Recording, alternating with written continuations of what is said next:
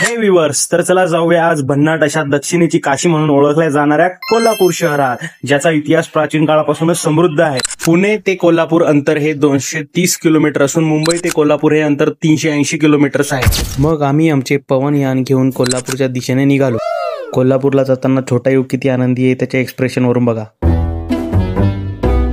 छोट्या युगचे हेच एक्सप्रेशन बघता बघता आम्ही कोल्हापूरकडे वाटचाल करू लागलो. सकाळी लवकर निघाल्यामुळे ट्रॅफिकचा त्रास अजिबात झाला नाही आणि रस्त्याने आम्हाला निसर्गरम्य वातावरणाचा आस्वाद घेता आला. पुढे बसून आई साहेबांचे तेजसला ड्रायव्हिंग बद्दलचे धडे आणि मागे युगची मम्मी आणि युगची समोर बसण्यासाठी आरडाओरड सुरू होती. ट्रेनचे आगमन झाल्यामुळे आम्हाला त्याचे निर्गमन होईपर्यंत खूप वेळ वेट करावा लागला आणि फायनली युगला समोर जागा मिळाली आणि तो हाच विचार करत होता की कोल्हापूर कधी येईल.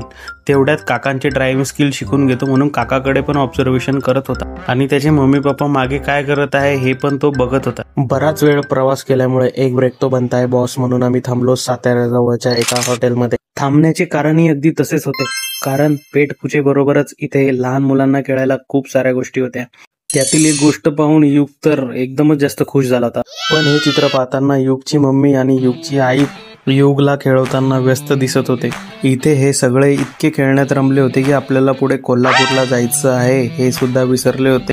घसरगुंडी असो नाहीतर सी सॉ. युग तर म्हणत असेल हे तो कुछ भी नहीं, मैं तो अभी घसरगुंडी खेलूंगा.